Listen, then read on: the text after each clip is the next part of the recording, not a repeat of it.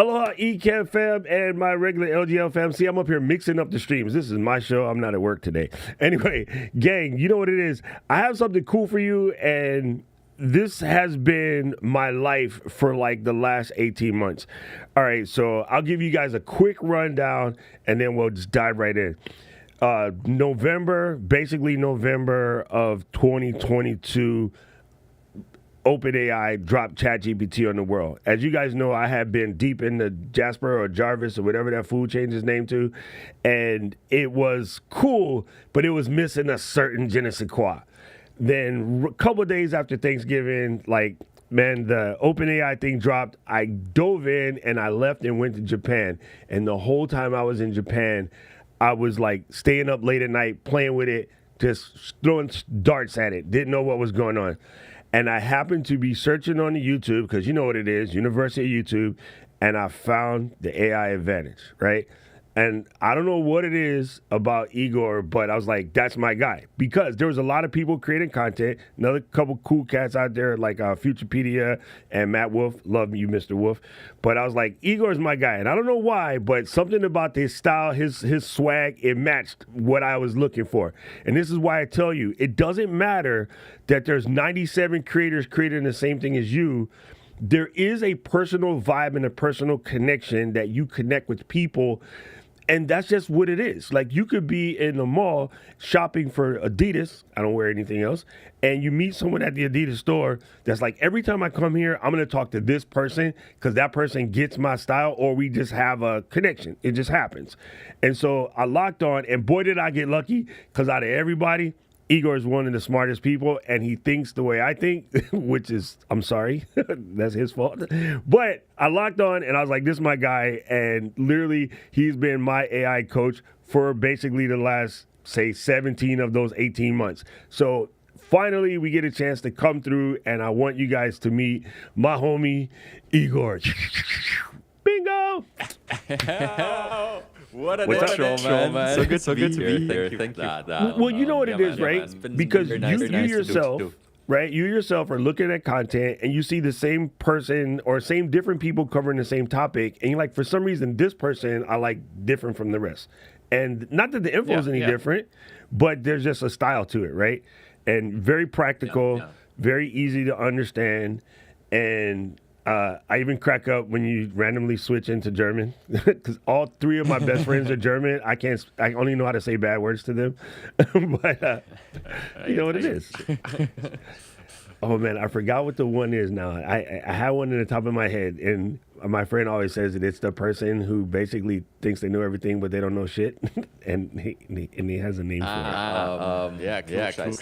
That's the one. That's the one. Is that it? Yes. It's so funny that language expresses for everything. Oh my God, it has the most hilarious ones. Anyway, but your native tongue is Slovak, right?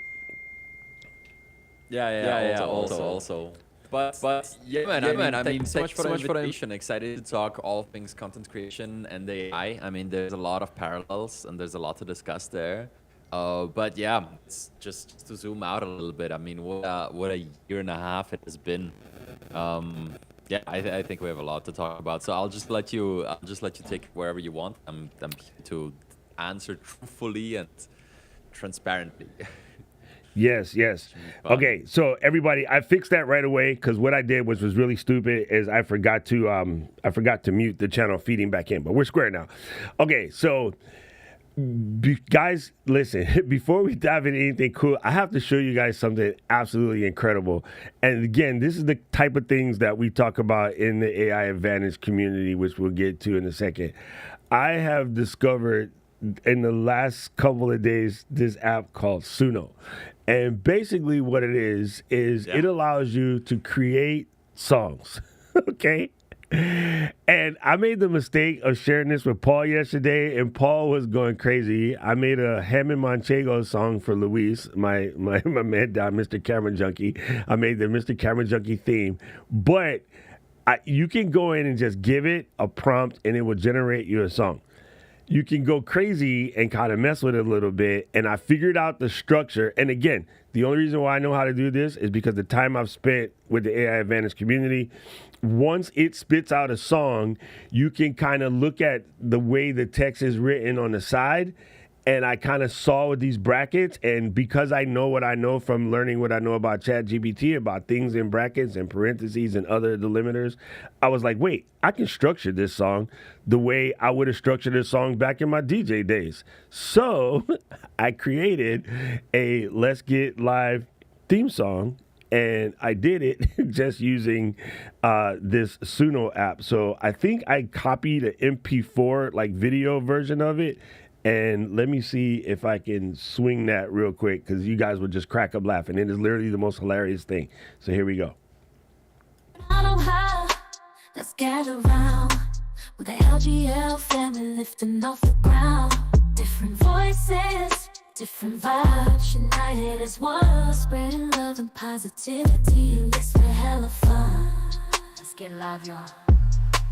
Oh, the LGL family. Together we can do anything. Hand in hand we'll reach for the stars. We're the LGL family. No matter who you are, LGL fam, baby. From every corner of the world we'll never be apart. We're here to catch you when you're falling right from the start. We'll bring the laughter, we'll bring the cheer. In this community we've built, there's no room for fear. Let's go. Let's get live, lift your voices. Let's get live, let's create together. Let's get live, with intelligence. Let's get live, let's create together. I'm not on high, let's get around with the LGL family lifting off the ground. Different voices, different vibes, united as one, spreading love and positivity. Yes, we're hella fun. Let's get live, y'all. Oh, the LGL family. Together we can do anything. Hand in hand we'll reach for the stars. We're the LGL family. No matter who you are. LGL fam, baby.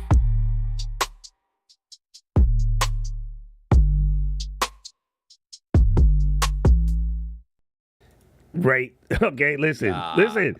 Okay, they can't sing as good as Val. Valerie is a professional singer. Igor, she sings for like Diana Ross and John Legend and Smokey Robinson. These professional singers, but it got the Val stamp of approval, so we're in there. But these are the kind of things that when you stop being afraid of AI, which a lot of people still are for whatever reason, I don't know, but you could do some things.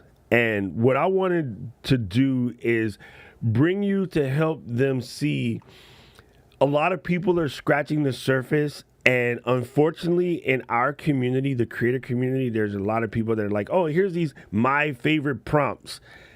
And unfortunately, they kind of don't work because they're not yours, right? But there's a way to take that and embiggen it, that's my word, to make it more useful to creators. So what would you say are some of the best techniques a creator could use to just smooth their process with AI? Ooh, okay. So, big question, but let me tackle that. We can definitely answer that. Before we do that, though, I would say let's just zoom out one step and talk about why other people's presets a lot of times won't work for you, and that's because of the fact that communicating with these, let's call them AIs, is like communicating with people. Kind of, right? And I'm not talking now from like I'm just simply talking from like a user perspective. Like it's like talking to a person. And we talked about this before, I think, and I always teach this way. Like when you interact with models, think of them as assistants that you hired, that you actually like paid, and now you have certain expectations and they're supposed to like fulfill certain tasks. If you do that, and if you apply that framework, then it becomes obvious why a lot of the presets won't work for you, that you just copy paste from somewhere. Because if you were to walk up to like another creator or another business owner and you were like, hey, so I've heard you hired an assistant.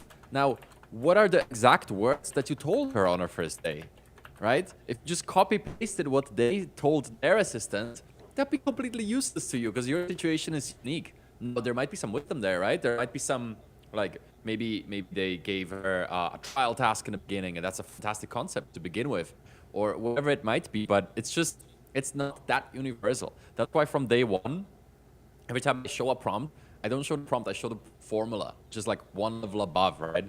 So if it's for example, write me an essay about content creation, I say like, okay, that's the prompt that I use, but like write me and then text type in brackets, and then content creation. Instead of content creation, I say like topic, right? And then you can make it your own. So that would be the first step. So it's really about customizing it to yourself, and it's about understanding that talking to these models is somewhat like talking to a human. And for you to get better results, you need to get better at communication. And that's why that ties back into what you said. Like, you understand this concept in like other apps, and then when Sunno comes around and is like, hey, he's like the same thing, but it creates music. Now you're like, yep, no problem. I now know how to, interact with it. I know how to let it know what I need. So I think understanding that is kind of step one. But then how to get more out of, I think your question was how to get more out of these tools, or how to like actually use them, right? Yes. Yes. I think that was the point, right? How to get more out of it. That was the basic point. And I just got to say, well, the reason why I figured it out is because of the way you coach it, right? And it's funny that you said, write me an essay about, and then put brackets and put topic.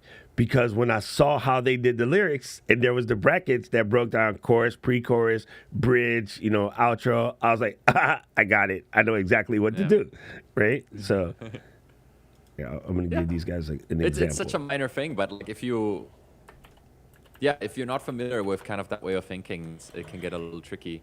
So I think, you can't discover all of this through just playing yourself, but it's going to take a lot of time. But I think that's the beauty of kind of, the internet and YouTube University and all that, you can have other people do the work for you, and then you kind of just intake what they found and apply what is relevant to you.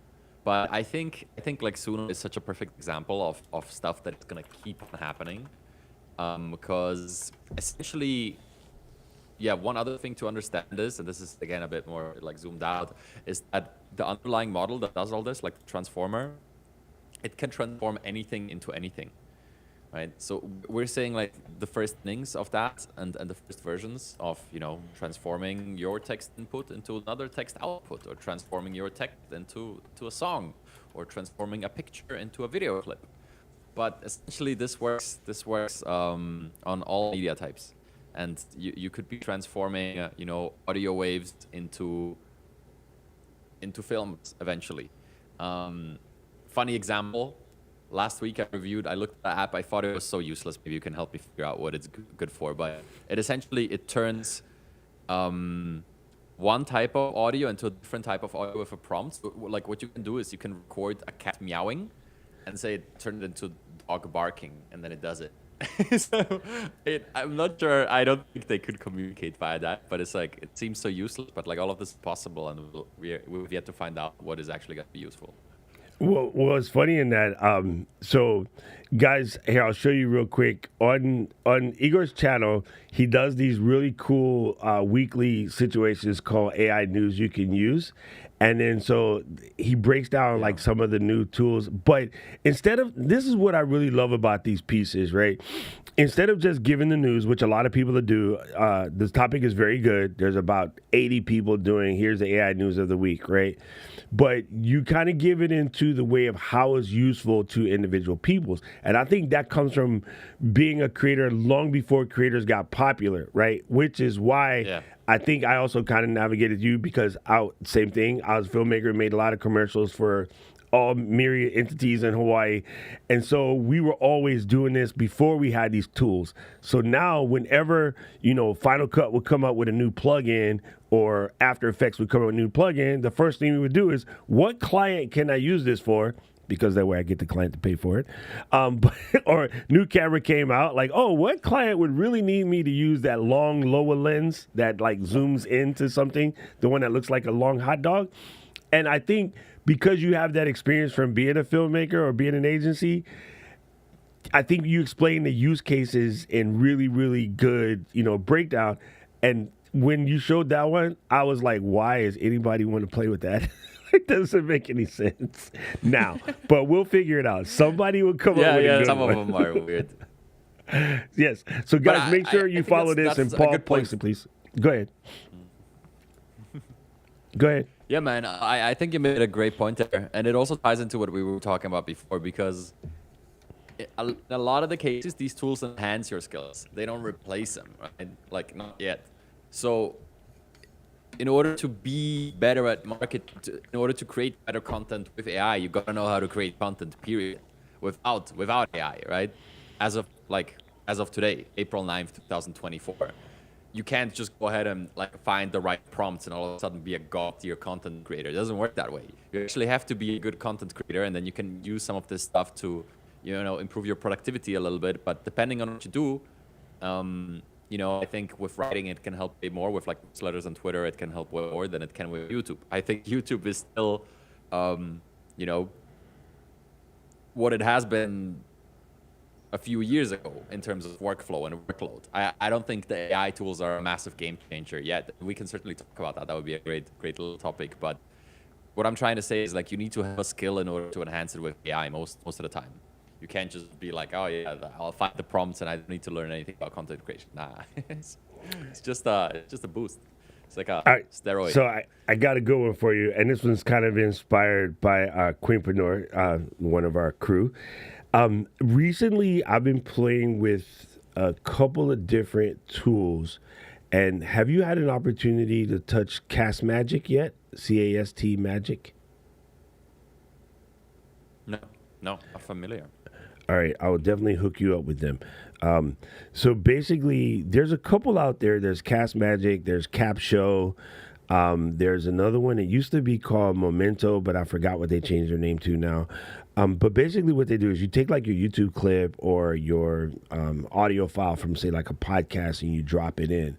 And what Castmagic will do is basically not only just generate the transcription, but remember that exercise we had in class where Philip was basically, let me run like 100 prompts at this thing automatically? Yeah. It does something similar to that. It'll generate titles, so you can change the title after you're done. It will generate descriptions. It will generate tweets. It will generate 7 key takeaways, 5 key takeaways. It would do, LinkedIn posts, blog posts, the whole 9 yards. And the other thing that it does, now this doesn't actually go and grab clips like Opus does. And by the way, if you're not hooked up with Opus, they're my people. I can tighten you up real good with them. It will give you, though, this is where the timestamps are in the content that you made, where you said some really valid or salient points based off of these keywords.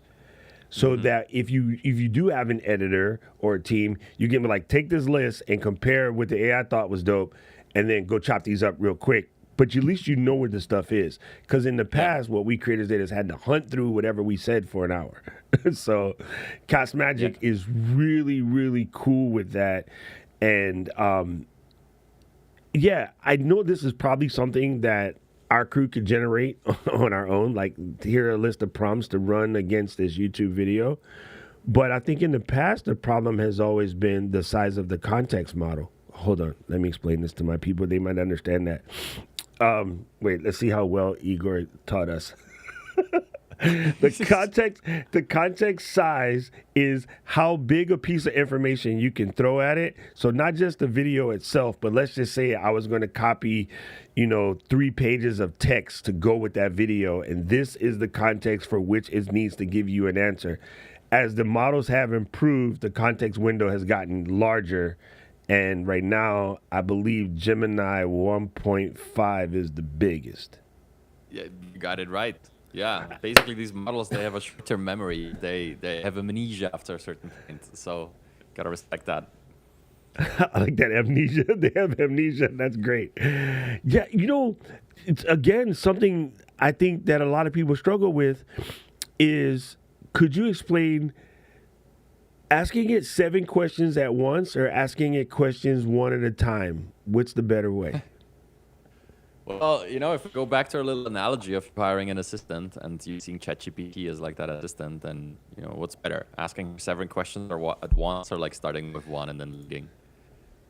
So yeah, I think it's better to start with one. Now you can add a lot of context to that one question, right? You could like start with, hey, like what other title ideas do you have for me, right? But then maybe you can add like, here are my last 10 titles, and this is my target audience, and this is a project this is kind of a goal that we're currently pursuing. You can add all those things, but I would avoid adding multiple questions that are conflicting, because then, there's like a person that will be confused. They'll be like, okay, so what do we answer? And then it will start, maybe even worst case, it starts like kind of combining them into one and starts giving you multiple answers in one. The hallucination trick. One thing that I think that was one of the biggest takeaways from your course when you had the course is I guess the proper terminology is chain prompt. I used to throw all the info into like one big prompt, and I would be like, why does this thing like start out so good? And then it's talking about like French cat and haircuts. And I'm like, yo, I was talking about Sony cameras. Like, how did you get that far? And I realized, is that from asking it too many questions at once. So give it a clear question first with a lot of context. You can tell it how you want to be spoken to. But I think one thing a lot of people miss, and maybe you can explain better so I don't screw it up, you can tell it to write you the prompts that will help you get what you want. Yeah, so that's a bit of an intermediate kind of thing. All right, we won't scare them. Yeah. No. So you mentioned to me that you were on the road for the past few weeks. Yes. And actually, Claude now came out. Like, for anybody who's curious, Claude now came out and is now has been deemed kind of the best language model, superior to GPT-4. GPT-4. And one thing that Claude does exceptionally well, like there's a few use cases where there's debates, and I think there's good arguments to be made for both sides. This is better in that case, this is better in that case. But one thing that Claude is really, really killer at is writing prompts. If you even have anything, there's these prompt improvement workflows, and they have this like one prompt improvement tool. They're just really good. So even if you're, maybe all you can come up with is write me a YouTube script for my video about cats. Okay, that's gonna yield you some results. But if you run it through some of these prompt improvement workflows from Claude, you're gonna get a little bit of you're gonna get like a little essay that is super specific. It covers all different aspects that you wouldn't even think of, and that maybe a year ago you would have had to craft manually. And Claude is just really good at prompt improvement. But again, Right. that's a bit of like an intermediate to advanced thing where you kind of need to understand the basics of don't mix a lot of questions into one prompt. It's not gonna go well. If you respect that, you're off to a good start. Think of it as an assistant. Talk to it like a person. And if you don't like something, then feel free to go back and forth with it and have a conversation with it rather than trying to do everything in one. Yeah, this is cool, and I'm just realizing. Claude. I honestly, I was going to tell you I hadn't had a chance to play with Claude because I was kind of on the road when it semi-exploded. I know it's been around for a minute, but like the new updates kind of went crazy. But now it's funny looking at what they're scrolling on the bottom. A lot of these tools now have built-in AI situations, and they're built on Claude. One that was funny to me is long time Grammarly has been my favorite tool ever, right? I've been using Grammarly since college, so it's been out for a while. It's not brand new, but now Grammarly even has like, okay, I wrote this and I checked my grammar, and once the grammar is done, now you can say, hey, embiggen this or make it prettier, add a little more, make it sound more, say, institutional or educational or something of that nature, and then it's good to know. Yep. My favorite model right now that I play with the most has been Perplexity, but that's because, as you know, I bought a rabbit and I've been waiting for that damn thing. Yeah. I can't wait to play with that. That's going to be super cool. Okay, so real world situations. What do you think are some of the best I won't call it tools or techniques, but what are some of the best use cases for creators using AI? Okay, so there's a few. We actually, okay. There's a few. It really depends on what you do. So we should narrow it down to, you know, a certain type of content creator just because Let's it's say so YouTube. wide. But I'll Let's start use with the YouTube. wide ones. YouTube. Yeah. Okay. Let's go to that in a second. I'll start with the wide ones that are kind of like useful for everything. I think one that is incredible and undisputed, even the biggest like AI haters kind of admit that ideation and brainstorming, that's such a big use case. And even like Claude, this is one of the use cases that Claude is actually best at right now. So if you go to chat.lmsys.org, I believe, it's a VC-funded startup that allows you to use Claude for free. Otherwise, you pay $20 per month. Here, Wait, we I'm can just share gonna- your screen if you want to put it up. Let me do this. I'm just gonna share it in chat. It's quite simple actually, and you can use Claude for free. That's what I'm saying, and using it for brainstorming. So that's absolutely massive. Whenever I have an idea, I don't think it's the first thing I do, but regularly I return to this, just like, hey, I'm thinking of making this video. What are some variations of the video that I could be considering? Or what could I include? Or what kind of intro could I do for it? It's just, if you've been doing this since a while, then you know what questions to ask, right? You might be looking at a blank piece of paper, but you know that you need a hook in the beginning, and you know that you need like some valuable points in the middle, and you know that you want to like refer them to another piece of content in the end, and then you might have an idea for a topic, but maybe you need some more research on a topic, or maybe you have one bullet point in the middle and you need kind of like free. So you know how to ask questions, right? Or maybe you have the core of it, but you just have no idea how to like navigate the hook or like the intro of it. And so you can just ask. And it can really help with brainstorming in that way. I mean, it's kind of obvious, but I don't know. I think it will help some people, as it really is one of the most powerful things. Same thing with titles. If you have a title that you like for YouTube, just putting that title in and saying, can you give me 10 more similar ones that are emotionally engaging and include XYZ? And then it does that. It will give you variations.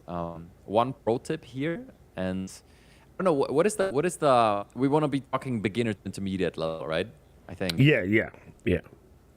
Okay. So one kind of like intermediate tip, once you get over these basics, or maybe if you're listening in here, you're like, oh my God, Igor, what are you talking about? Like, I know this stuff, you know? Then one really good thing, one super strong technique that also a lot of people know, but I'll just share it here again, is give it multiple examples. This is referred to as few-shot prompting, and basically you kind of give it what you expect of it, right? So just like with a human, like the best thing you can do is like, hey, here's the result I'm looking for, and now like let's step by step, rather than just telling him, okay, now do this task step by step, and I won't even show you what I want from you, right? So you just insert examples in the end. So what I personally love to do is I love adding a screenshot of my YouTube page with like the most recent 12 or 16 videos, whatever it is, just a full screenshot. In GPT-4, you can upload that.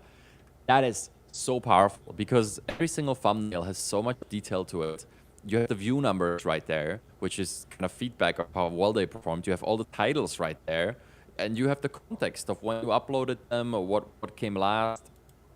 And then just by uploading that picture, GPT will know which videos performed well, which didn't perform so well, and can make its own conclusions, and therefore give you a better suggestion for the next title that you'll be asking it for.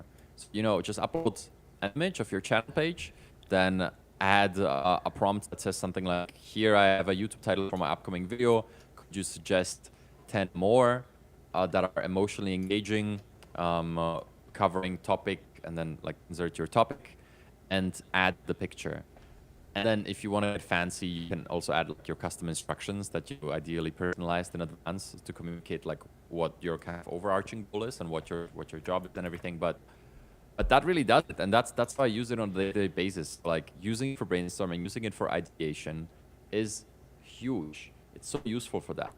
But I'll give you a second one. Because I feel like that's one where people might be like, okay, it's good for brainstorming. We know that.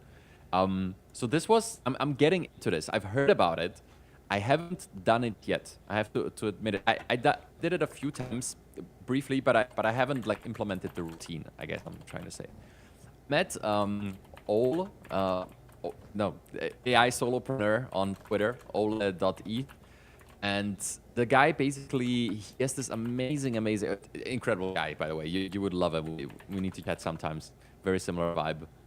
But basically he has this workflow where he goes for walks and he records for like 30 minutes straight, just into the mic. And he just like blabbers, like all of his thoughts and content ideas and what he was thinking about doing and everything. And it's a mess, right? Like he's not even trying to be structured. He's just kind of like brain dumping everything into that mic. And then he transcribes the whole thing and then he prompts on top of that and organizes all those thoughts. So I have to be honest, I forgot the exact app that he's using for that. I can look it up here in a second. I use an app called Audio Pen that does a very similar thing. That's it. That's my Audio Pen. man. Yep. I posted that in the community when it first came out. So that is my favorite thing, and I use it to create email newsletters because my people know I can say what I want to say good, but if I had to type that mess out, I can't spell. Like I type horribly. Dude, I'm the same. Right? Yeah, and it's weird because I've coded for a long time. Like I've done web pages, but I can't type. I don't know why. And yes, I just talk to Audio Pen, and I'll talk to Audio Pen for like 20 minutes straight, and it'll generate me a newsletter, and it is the most glorious thing. And I was wondering if there was anything better now, or if you could do that, just with say ChatGPT. And my friend at Cmagic here, it's docrock.live/pen if you want to get there, like PEN, like in pizza. Sorry, speaking Japanese now. It's docrock.live/PEN, and it is absolutely incredible. But yeah, and I want to show you. I want to show you something while you're talking about that. Where did I put this? Yeah, but basically, like I knew of it, but he was telling me that it's like a fixed part of his routine now, and he just goes on these like content walks, and he just walks and he just like blabbers on the topics he cares about, and then he crafted some prompts in the background that it's basically like the prompts where you can really get creative with it, because you could like talk for 30 minutes about some YouTube ideas that you have, but then in the background you could add all the context like this. You could add the screenshot of your most recent videos. You could add a bunch of like context about your channel, about your vision for it, and about what your strengths are and everything. And then it's just gonna give you, customized consulting on what your next video upload should be about. Which is really cool. Look, this is crazy. I took a screenshot of a particular playlist from Igor, okay? And this playlist is the older videos on his channel, but these are the most popular videos on his channel, right? Some of them are like 3-4 million views. And I went, basically, I want to make videos like the ones in this image. Please give me 10 titles and topics for videos like this. What I should have added, and unfortunately, I don't know why my pencil is missing, but it might be because I zoomed in. Because one other thing that I learned recently in the community is better to go back and just edit the prompt that you have versus like write it again, because it can cause hallucinations. So you'll often see there's a pencil that allows you to edit the prompt. My pencil might be missing just because I'm zoomed in. But anyway, it gives you a title, ChatGPT for Entrepreneurs, 5 game-changing business strategies, topic explorer. So it's not only giving you the title, but it's giving you the topic. And what I would have done differently if I were to do this correctly, and it won't let me go back to 0, is, nope, my pencil is missing. I guess when you add an image, you lose the pencil. I would have told it, make them specifically for content creators, and then what I always add is my audience is content creators who are beginning, relatively new, solo entrepreneurs or small business owners. And the reason why I give that clarity is so that it adjusts the voice so that the information is geared towards you guys and not just the generic ether. So I would have basically added that little caveat to this, and it would have gave even more detailed questions, based off of that. Yeah. But so you just gave a good one. Someone can look at their favorite channel or a channel that they're attempting to model and copy them without copying them in a way, right? You can ideate based off of what's being successful for other people in your area. So trust you me, Apple does not watch Samsung and LG do something in the phone that people really, really like and not go, okay, let's finally add this. Let's do it right, of course. Let's make it better than the way they did it. I said that. But, they'll take that and then they'll bless it and make it better. And same with the camera companies. People are always like, well, Sony finally got around to doing this. No, they were waiting to see if it was something that people really wanted rather than spend $1 billion chasing features that people don't use. And so the best companies will sit and wait and sort of come that. Rich said, please post the link to use Claude for free. Yes. I think you didn't hit enter maybe. Because I thought you put it in the chat. Yes. So just go to that link, and if you go to direct chat on top, you can pick the Claude Opus model. That's LM.sys. There it is. There you go. So chat.lm.sys. It's funny. It's a VC.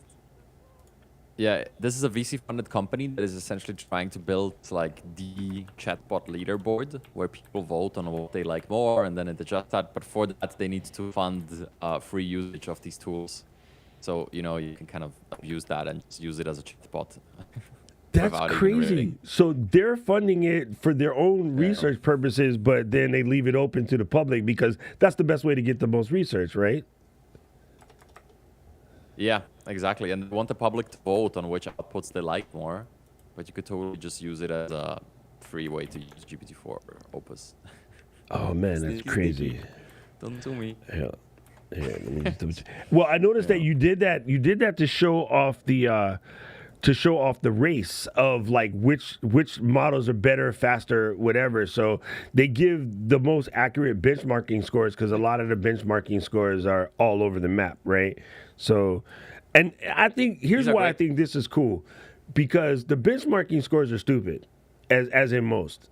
Like they don't really do you any good to know that one is faster, because it might not work the way you do it, right? So buying a computer based off of benchmarks is silly because I run Final Cut and After Effects and say compressor simultaneously.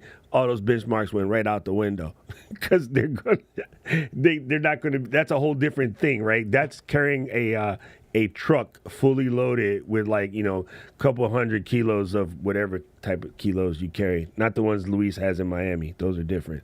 But yeah, so you can go here and here's the leaderboard. And if you watch. If you watch Igor's channel, he often shows you the things that are on the leaderboard, and Claude Opus is Ace Cool Boom #1. That's crazy.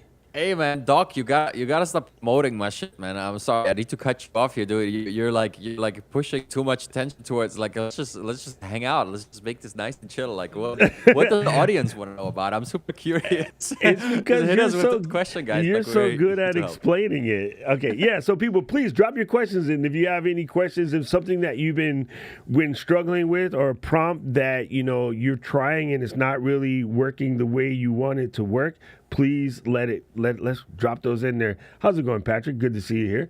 Long time no see. So right now, what you've been using Claude the most? What has been your sort of go-to spot to hang out? Yeah. More and more. I mean, I have a lot of GPTs. I think it really doesn't matter. I think people overthink this. I think honestly, like there's differences. Sure, if I'm crafting prompts, I use Claude. If I brainstorm, I use Claude. A lot of my stuff I still do in ChatGPT, GPT-4, just because I have like all my presets there, and my GPTs and everything.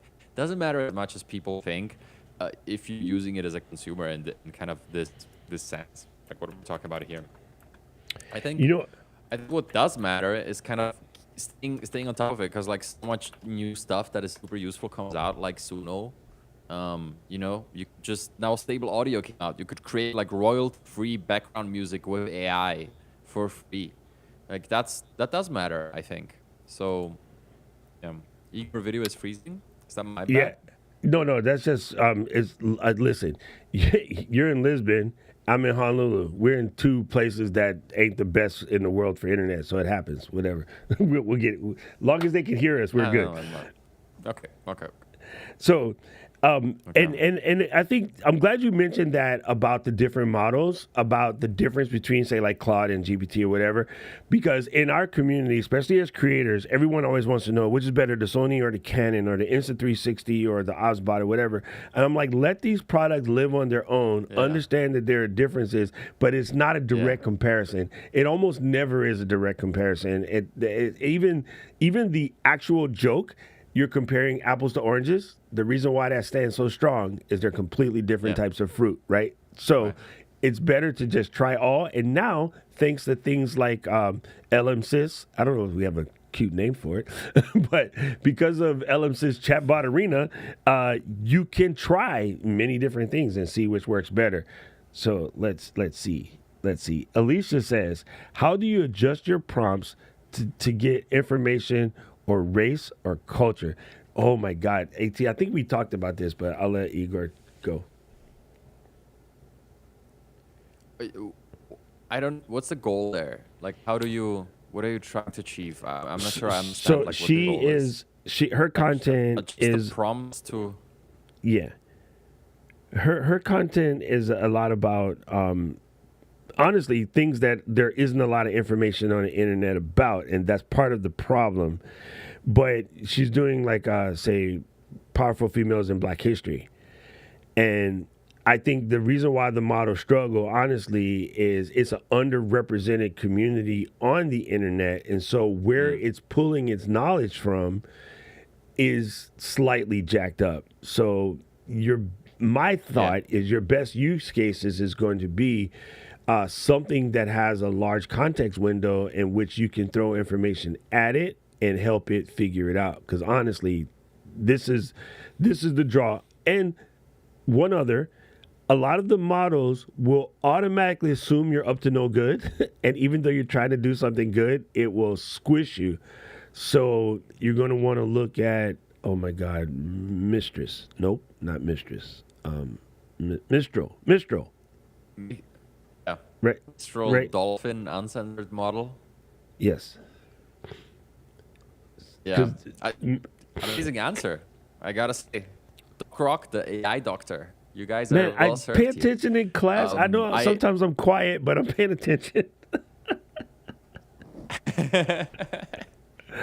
Dude, no, that's great. I agree. So you're gonna be very limited by the training data. And it seems like the topic that you're trying to cover in your content, there's just not going to be a lot of information about that on the wider internet, meaning it won't be represented within the model, meaning no matter what you prompt, you're not going to be able to tickle the good stuff out of it because it's just not there.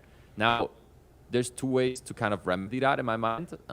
One was brought up by Doc Rock, which is large context windows. If you look at something like Gemini 1.5 Pro, which is also free, it's a new Google model with 1 million tokens of context. You could just drop all the info you have, all the PDFs, all the articles, all the it even takes videos. It's crazy. You know that doc? You can just straight upload a video into it. Wild. You could do all that, and then you can prompt on top of it. So you provided with the info, but I guess that defeats the purpose because I think the question comes from a place of what I understand of like how do I research these videos? It's like but. So we're telling you, once you have the research, you can put it in and ask on top of it. But like, how do you find the research? That's the second part to my answer. You wanna look at something like Perplexity, where it like crawls the internet and then uses AI to enhance the results finding. But maybe I have even a better one for you because Perplexity costs money. Go to gigabrain.com, and essentially it's a Perplexity just for Reddit. So with the power of AI, you can search all of Reddit, and then instead of having to read through everything, it gives you summaries of the different threads, including all the comments and discussions underneath, which is like incredibly amazing. So if you're researching something, you can just go to gigabrain.com, it's completely free, and you can just search for whatever you're looking for, and it's going to use AI to basically summarize all of Reddit for you. That's crazy. I'm pulling it up right now. That's a good one. That is insane. Gigabrain is strong. Gigabrain. Search Reddit and other online communities. All right. The actual link is the Gigabrain. You forgot the But AI advantage. the gigabyte.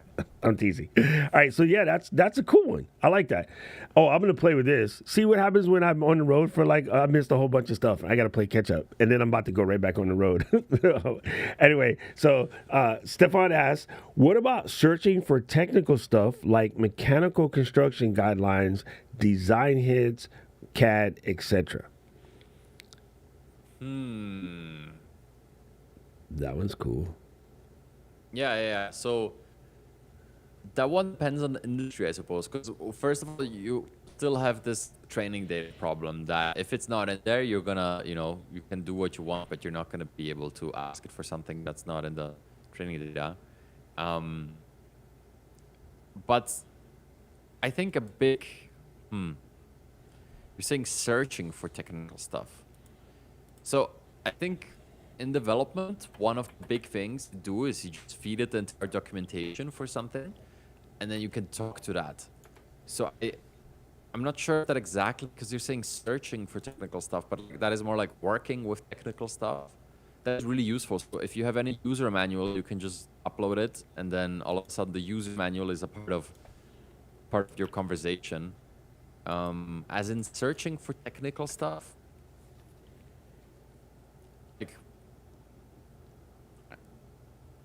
Not exactly sure. I don't think that You know what might you not might be one of the try? best use cases. I don't know if you tried this at all yet, but I just tried it yesterday for the first time. So you guys may have heard already, but Shure introduced a brand new mic, and this just came out today. It is the MV7 Plus. Of course, I have one. But what I did is Shure, when they send, as a Shure creator, they send me a PDF with all of the technical stuff that I never explained to you guys because I don't want to explode your head. But it's things about the frequency responses and where the roll off is, the fructrum, like where your head should be in order to get the best sound. So what I did was I opened it in Acrobat because that's my default PDF opener. And while I was on the road, Acrobat updated, and it has a thing that allows you to study the PDF. There's an AI built into Acrobat now, people. So you can open your PDF in Acrobat. Yeah. And say, okay, summarize this with this in mind, or summarize this, find the information about this particular portion. And it's able to actually dig in and get you that information. It is absolutely incredible. And so please pay attention to what Adobe is doing, because Firefly, I think, is the best image generator in the planet. The prompting is a little weird because we're used to Midjourney. So you're going to have to forget everything you know about Midjourney and go to Firefly, which is dope. And sadly, Adobe, the paid one's cooler. It's just Adobe. That's how they work. And then, try out some of the new AI stuff that's being built into your programs like Copilot and like Adobe. Because if you have those PDFs, maybe that's a good way to build on it. Yeah, I agree. They're integrating. I think the bottom line to all this is it's just the next evolution of software, and it's just going to be in all programs. And now it's these fractured little demos, apps, and use cases that you have to kind of piece together yourself and figure out, manually prompt them. But over time, it will just melt into the apps that we already know and love. Like Premiere is going to have Opus Clip built in, right?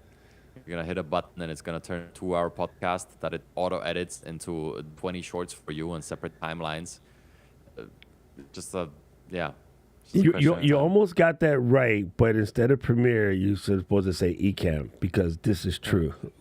Opus Clips is about to get built into Ecamm, so that you can do a show like this, and then at the end, I'm going to hit a button that says go to Opus Clips and find me the best parts.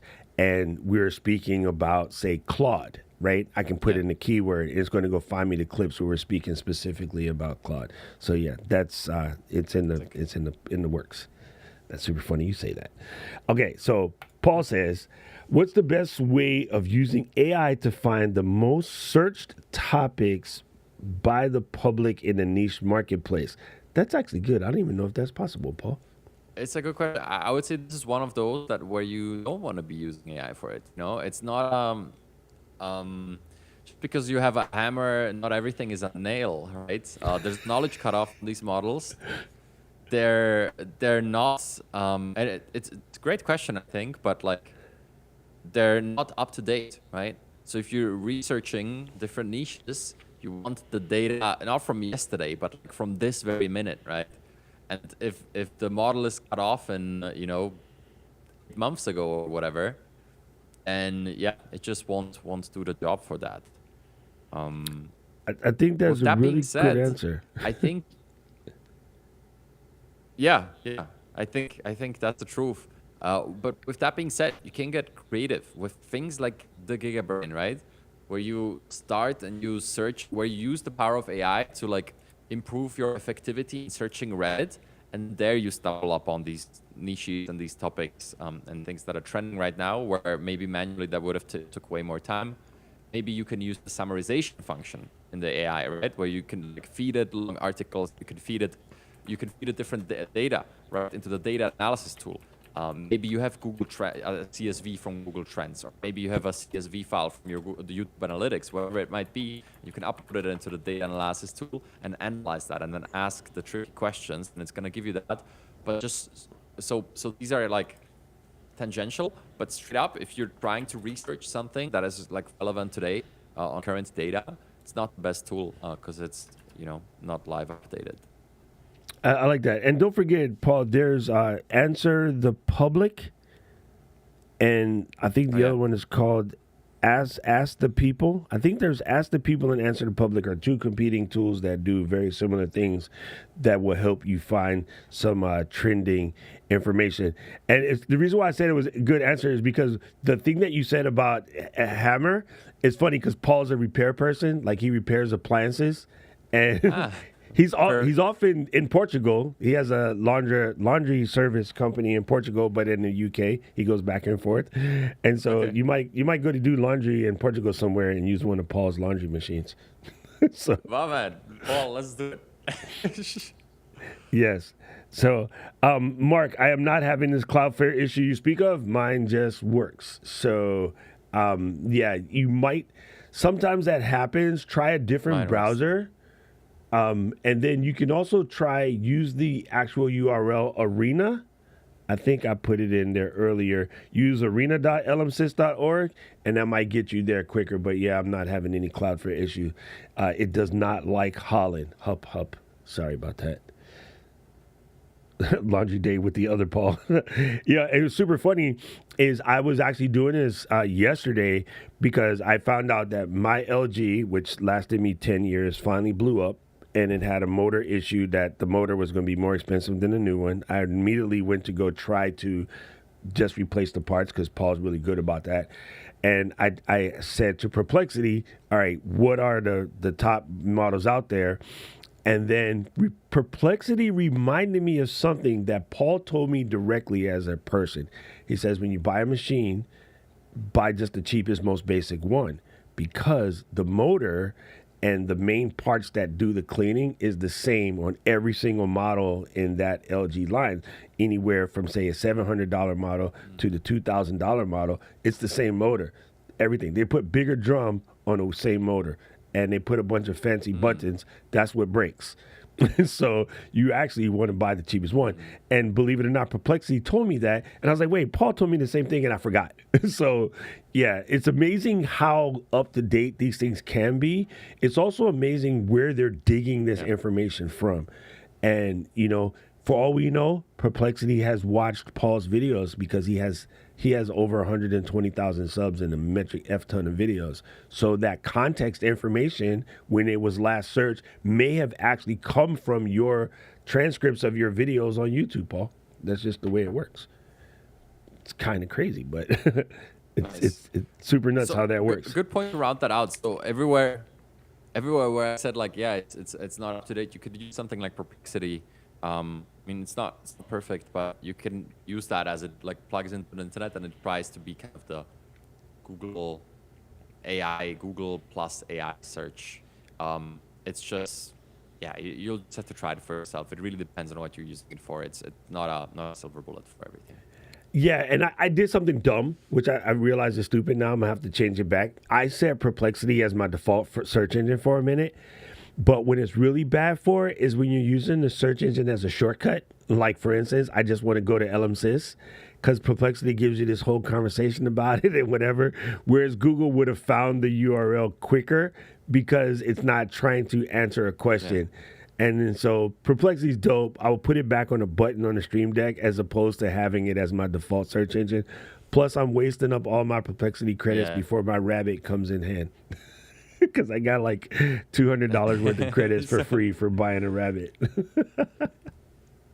This Nice. is You're super excited cool. about that thing, huh? I mean, that should be interesting.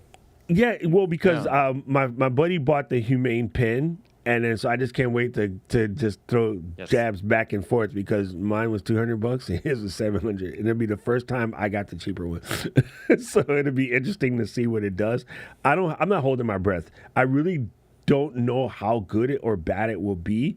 I'm just hyper curious in this stuff, and even. So you mentioned this a while back, and I've showed this to my people in this particular show. I showed them about setting up custom instructions and like how much you can do with it. And it was right before they put in a place to actually place it in. And then when GPTs rolled out, I kind of rolled my custom instructions into my own little GPT. However, I think it's time to revisit those custom instructions because I do believe certain things have changed and it will know better things, right? So one of my current tips that I do, and I tell it to avoid the cliche AI words that it cannot help but spit out every freaking time.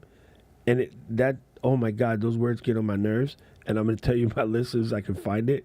I'm like, please do not say unlock, unleash, game-changing, groundbreaking, transform, innovative, disruptive, synergy, holistic, paradigm, ecosystem, optimized, pioneering, delve, revolutionary, cutting edge, empower, tapestry, journey, treasure trove. Oh, God, it says treasure trove all the time. Embark, firstly, and lastly.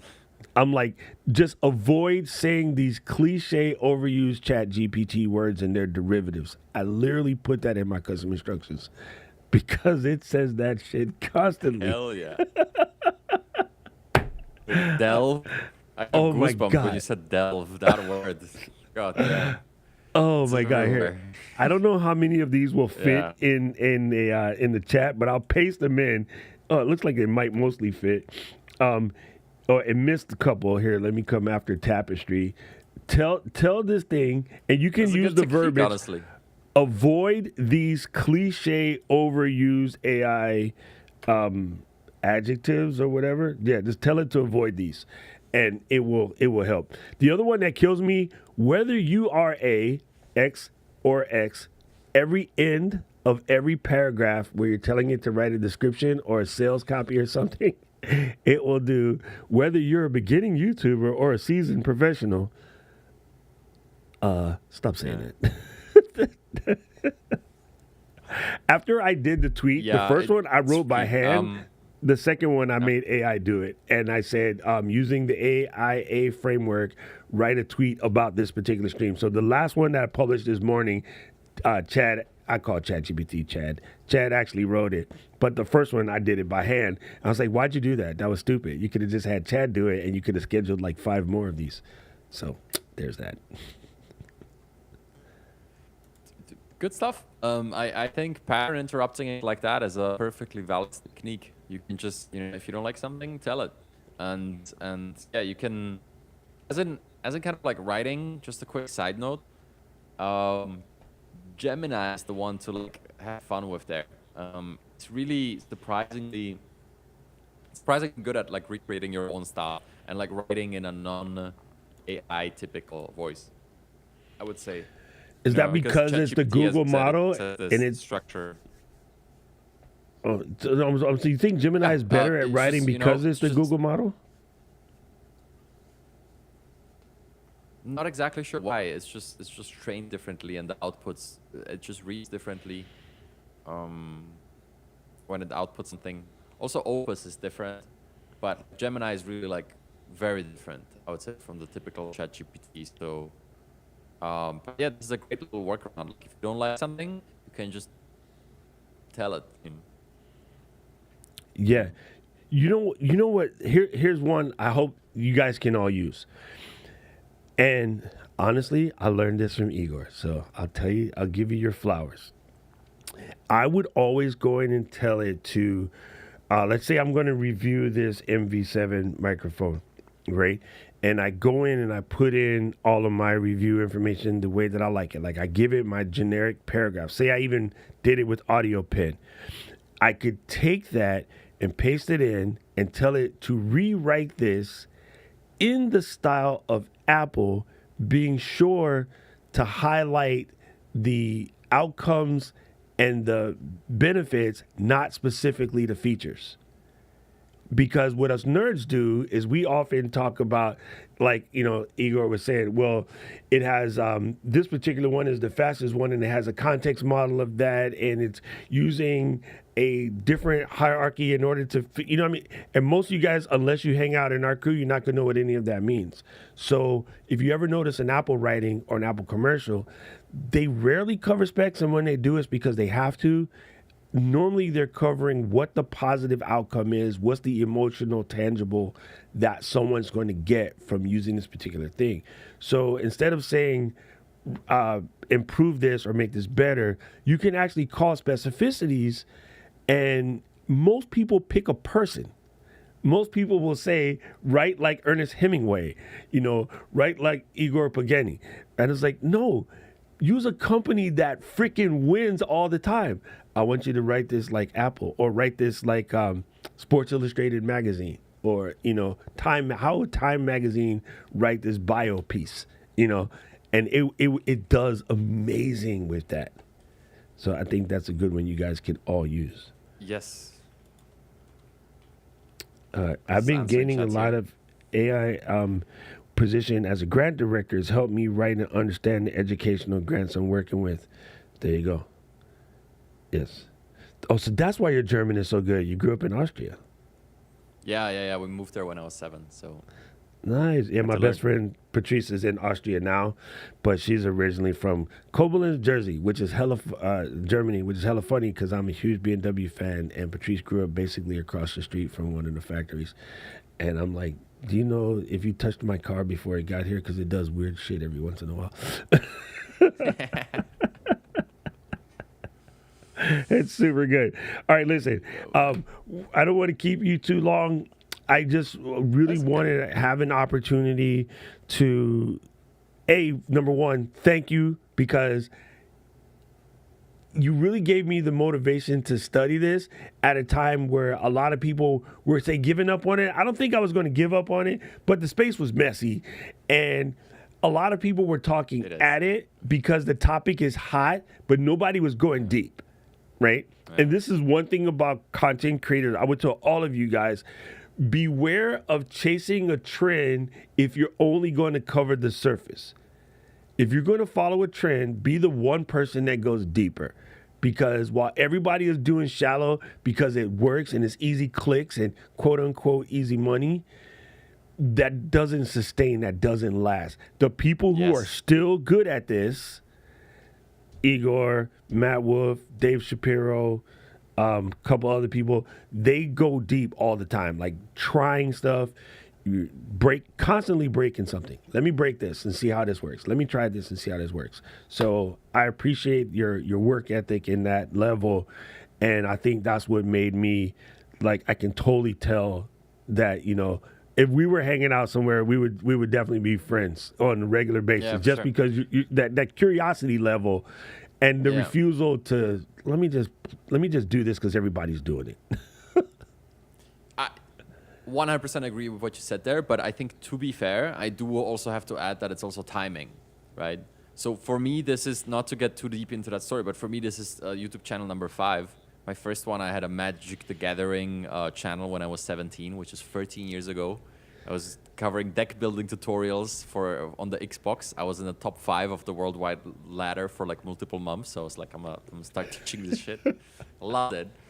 Anyway, the point being is, like, it's really timing, right? Because back then, nobody cared about that channel, obviously. And then with the other ones, same thing, right? I had one channel about video production, and I know a lot about video production, but it turns out if you start with that in like what was it, 2020 or something? Like during COVID, I was just like, yep, I'll use the time to do this. It's a bit late for that, no matter what you do, no matter how deep you go, no matter how hard you try. So I think you also have to pick your battles. But then if you enter and you don't have the timing on your side, then that's the only choice. You got to go deep. You got to find a niche within that space, because if you're going to do the surface level stuff, there's people who are already doing that. Maybe they're like 10 or 20% worse than you, fair enough. But they've been there since the beginning, and that is just way more valuable to the audience than, 10% better content than like, ooh, I'm not shooting on a zoom lens, but on a prime, so my image is gonna be like slightly sharper. But then you're like disregarding YouTube compression and everything, and like we tell ourselves these stories as content creators, and we want everything we do to matter. But at the end of the day, it doesn't matter what you think; it matters what the audience thinks, and the audience has their preferences, and if all other things are equal, then going deeper is gonna get you an advantage, and it's gonna speak to certain people where the surface level content wouldn't resonate. So I think that's true, but also just remember that timing is extremely important in this space. And the big reason why that one video, as you mentioned before, has 3-point-something million views is not because I make great videos. That's a prerequisite. It's because I uploaded that in the beginning of December 2022. About 1 to 2 months before the ChatGPT hype. It came out, I thought it was fascinating, it came up in one of my communities, I started like obsessing over it, I spent a weekend locked in at home, just like exploring it, and I created a video on it. And I was super early with it, and I kept going, but timing is a big factor, but also depth is important. All of it is important, there's not a single thing. But I think timing is one that can't be overstated in the social media space. A lot of successful creators, they got the good timing, and then they made all the right moves after that. But it's often a prerequisite, so that should be said. That's freaking brilliant, because I'll tell you what it was. I was in Japan, I was on the way back, and I'm like, I know I got to get into this when I get home, so let me prep some videos I can watch on the plane that's going to get me cured up for when I land and I can actually be at my computer and do the work. And that video was called ChatGPT in 2 minutes. And normally I'm like, no, I like to go deep. I don't want to watch a 2-minute video. But I clicked it anyway because I was standing in the freaking thing waiting to go through security. So that's how much minutes I had. I had 2 minutes. I had an armful of suitcase and a bunch of stuff, Japanese whiskey I was bringing home. And I watched it and I was like, yo, this is freaking bananas. So I immediately said, as soon as I connect to the Wi-Fi on the other side of security, because I have YouTube Premium, I'm going to just download a bunch of your videos to watch on the plane. And everything else that was there, I was just grabbing them all. And you kind of had this series. And so you said 2 things that were super important. Go deep, be clear on your message. And yeah, everyone's trying to get out of doing a niche thing, but I think people know you for what you do.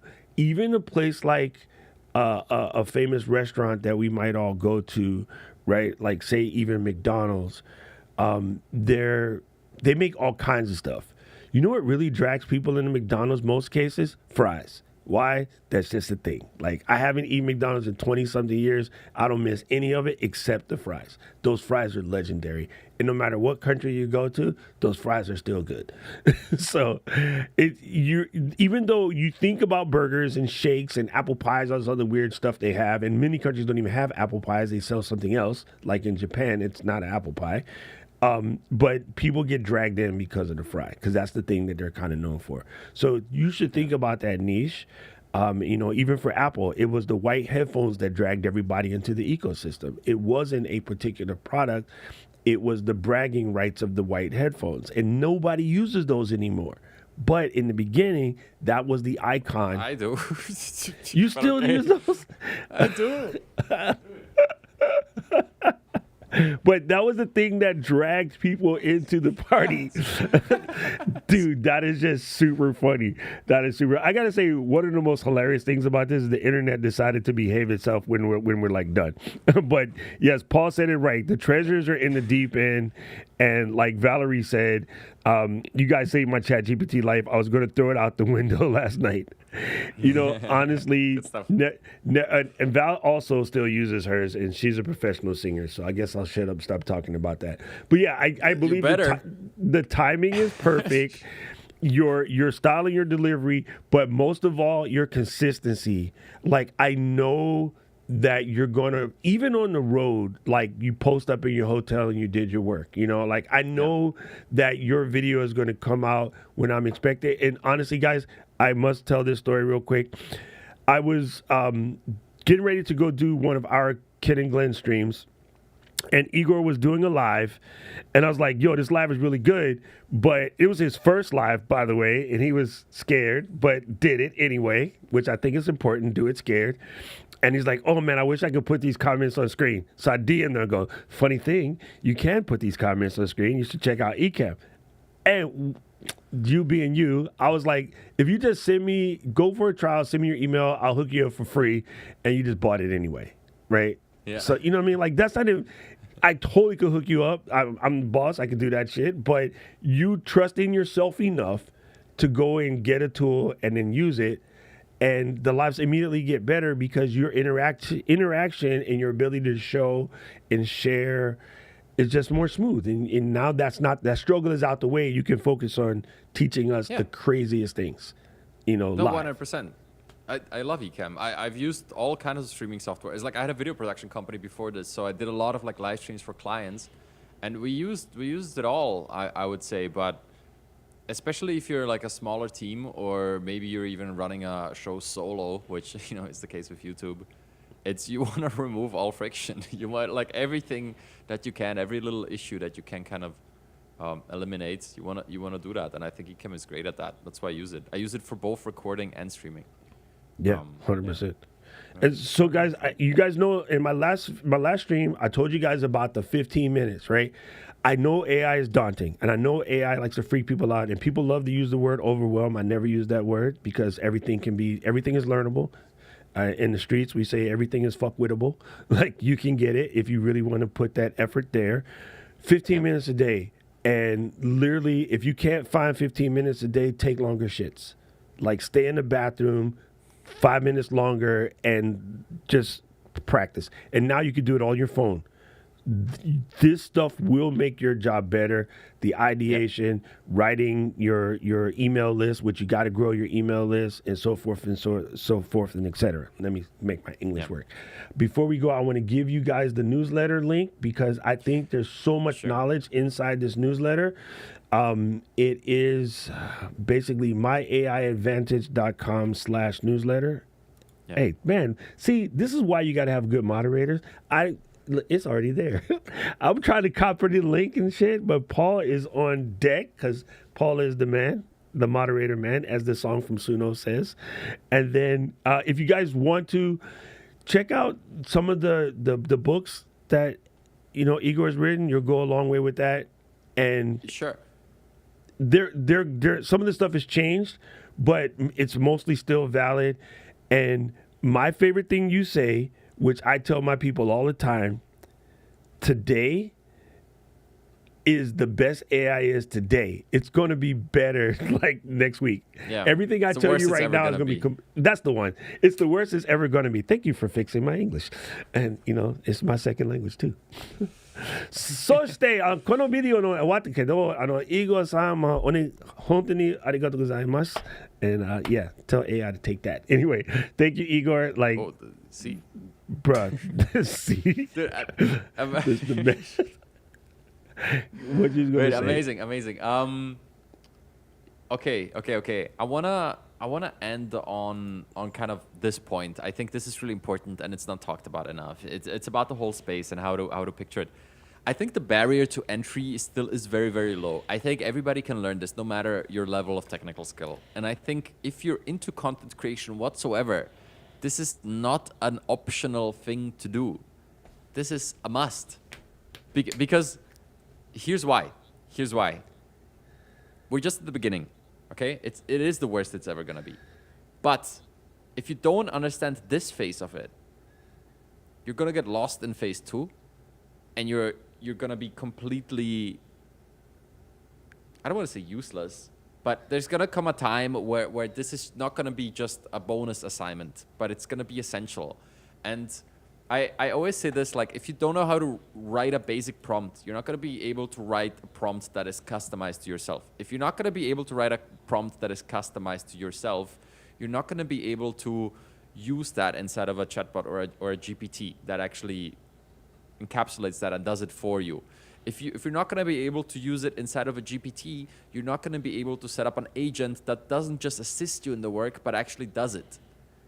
And then if you're not going to be able to set up an agent, you're not going to be able to set up a whole crew of agents where 15 of these go at it and actually get the work done together.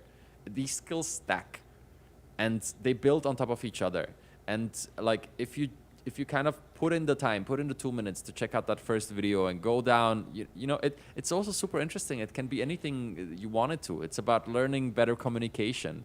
But if you put in a little bit of time to build this muscle, so to say, you might just benefit from that skill like 10 years from now, because all of these things, they're not, you know, they stack, these skills stack, and you're going to be able to build, you know, add Lego bricks to your little house. And even if things come that are going to be like more disruptive than what we've seen so far, you're going to at the very least understand how it works and have an edge over all the people that kind of just close their eyes and hope for the best. So I really believe in rather being curious than anxious about all this.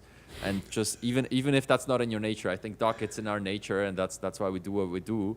But even if it's not in your nature, just, you know, get that willpower together, stay on the toilet for another 5 minutes, whatever you have to do. But just putting in a little bit of time will go a long way, in my opinion. So 100%. And knowledge is out there, you know. And for me, that's what it's been the last year. Because I've been hella busy recently, but I do at least 15 minutes every morning. I start with what's happening in AI and, you know, go through a video and then open up a model while the coffee is, you know, being done. Type in a couple quotes, whatever, share things with the people in the community. I think it's super, super valid, and everything you said, 100%. People, Igor doesn't want me to sell him stuff. Go to the shop. If nothing else, get the blueprint. That will teach you how to put. Get the newsletter. Prompts. It's free. That gets people started. The blueprint is a little more like, it's like intermediate. It's really good. I appreciate it, man. But it like, works. just get the free. I learned. Just get the it works. Just get the free newsletter, and like you're gonna get all you need to get started. There you go. Free. You heard it from the man himself. Man, thank you. I just have fun. You know, half the time you do class at the same time I'm doing this stream. I'm like, damn it, I got to hang up so I can come over. And then someone says, well, let's go to Discord. I have to talk about this. And then I have to do the after show in Discord. And then I never make it to class. I come sliding in late. So it's okay. Yes. I still Valerie, learn from watching videos. Can I mention one thing? There's one thing I would like to mention, and this is more because I'm so excited about this. It's the community that you've been a part of over the past few months, right? You like joined the course and like got invited to the community, and we're like kind of entering the next phase. It's not even open. We're gonna open it up to the wait list, which if you're industrious enough, you're gonna be able to find that somewhere on the YouTube. It's not obvious, but the point is like I'm building that thing like as slowly as possible. And I think if you're not able to kind of like learn by yourself, it's the biggest unlock I found. And you don't have to join a paid community. You can just find like 2 or 3 friends and check in once every 2 weeks on what's new or like what they shared or what they tried. You're always going to be better off like learning in a group than by yourself. And, you know, we have the luxury of kind of like learning and then sharing it here with the audiences. Like we're live and we're talking about Sunno and how amazing it is and what apps it creates. And we're kind of like engaging in this process. But if you don't have anybody to engage with, I think either finding a circle or joining some community where other people share your interest is a great idea, because let's be real, it's still a very nerdy topic to be into. If you're like, oh my God, the new Claude model came out. It has a larger context window and you wouldn't believe it. It's multimodal too, man. Like most people are gonna just like roll their eyes and like change topic and like throw a little insult at you and move on with their day. But it's just really good to find these like-minded people that share your interests, because some of these rabbit holes go pretty deep. And it's just so much more fun to dive in with like other people. So Doc, thanks so much for like being around. So nice to meet you in there, and yeah, I'll see you around. And yeah, I hope to see more AI content on the channel, man. It's like you're doing well. I want to make it accessible, because my audience generally over 40. And I think we're the ones that are being told by the news and all these other people to be afraid of it. And I'm like, no, don't listen to them. So I got really fed up with my one news station here, which my friend works at. And they kept just saying all these heinous things about ChatGPT. This is probably like March of last year, so it's been about 3 months. And it was right after the New York Times was like, New York State schools are going to ban AI. And so they were repeating this story. And so I called her up and I was like, Elle, the name's Lori. I was like, Elle, you guys are like saying all of the shit about ChatGPT is completely wrong. Can I just come in and show you? And she was like, what? I go, set up a meeting with your marketing team and your head of the station, and I'm going to come in, I'm going to give you guys a 2-hour primer on ChatGPT and what you can do with it. Freaking Valerie, I'm not 40, I'm 22. Yes, Valerie, you make it look great. So I went in and I gave them this presentation. Yo, they all jaw dropped. I showed them how they could write sales copy, how they could write proposals in order to, say, launch a golf course to get sponsors, a golf tournament rather. I showed them how that, they can compare like different types of radio copy. I showed them how to use marketing frameworks in their copies, and like they'll sell more commercials because the commercials will be better. How to write scripts, the whole 9 yards. They were like, "Oh my God, we got this completely wrong," and I was like, "Bingo! Yeah. Now stop talking hateful about it." And there it is. Yes. All right, gang. That's the point. We're going to roll up out of here so I can go hang out in the AI thing in Igor's space. Yes, Igor. Yeah, no, I just wanted to say, like, the people who hate on it usually talk about a longer timeline, and I think that's fair, right? When the New York Times talks about it, they talk about AI in like this 5 or 10 year window where it's like, oh my God, it's gonna be so disruptive, and that is totally fair. But it is not fair that they don't mention that that's the fact, because if you talk today, it's a cute little application that can do a lot of things for you and help you a lot, but it hasn't replaced anybody as far as I know fully. Yes. So it's just a tool that is able to help you today. And sure, you can spend some time being worried about the future, but I think you should also spend some time like living in the present moment and making the best of it. And that is like my whole philosophy, and that's why you should like learn some of these tools and apply them, because we're in a unique spot and a unique time. It's 2024. We have access to more knowledge than any human has ever had in the history of humanity, and we should be using that to our advantage. 100%. You know what? I saw a really good line the other day. It says, "AI took my job, ... and made it better." I thought that was so funny because that's 100% true. Aloha, PK. Good to see you, brother. You mentioned that one last thing you said was very important. Again, these things are still a baby, and the way I explain it to people when I'm having one-on-one conversation with my friends and family, I go, you have to understand that. And I don't know if this show is familiar to you coming from Europe, but there was a show called Doogie Howser, and it was about a kid who was 16 who was a physician. He was super smart, and he had passed college and medical school and everything at 16. And so he was like the best doctor, world class. And matter of fact, Disney just remade the show about a girl here in Hawaii, but there's an actual kid across the street at University of Hawaii Medical Center. His name is Ryan Wynn. He's 18. He's already a doctor. He already passed med school. So they remade the Disney show because there's a real life Doogie Howser. Anyway, his problem always was he knew everything there was to know about medicine and science and everything, but he's still 18. So he has no people skills. He has no relationship skills. He has no things that you get from making it to 31, I guess. Igor's probably like 29. I have socks older than Igor. Almost 30. You almost got it. Okay, he said almost 30. Okay, like I said, I got socks older than you. So, but there's things that you don't get until you have that experience. And so to us, we as the prompt writers and, helping build a model and replying, hit the feedback button, people. When it's bad, give it the thumbs up and thumbs down. It really helps. We are the adults that are guiding this really intelligent child into the world. So your prompts and your interactions are you being the voice of reason, the human, the person that adds empathy where it does not know how to, and so forth, sort of, et cetera. So yes, just think of it as Doogie Howser, and you're basically the parents that are guiding it, and you'll be good to go. All right, gang, we're out of here like Vladimir. And this was super fantastic. Dream come true. Who would have known like a year ago that we'd be hanging out here? But I appreciate you guys. Don't forget, jump into the Discord. We do have an AI section over there that basically only me and Paul Heater talking. But if you guys have questions or you throw in a prompt and it's not working, by all means, drop it in, and I will see. And honestly, if I get stuck, there's a whole bunch of people in the AI Advantage community who are hella smart. I'll just ask Larry. I'll be like, Larry, my guys are stuck on this. How do you do it? Larry's a freaking genius. Anyway, I appreciate you guys. You guys rock. Let's go. And I will see you on the outro.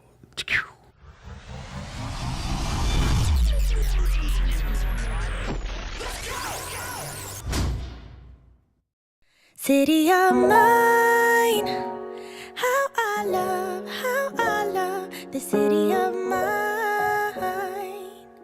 It never gets me down. City of mine, how I love.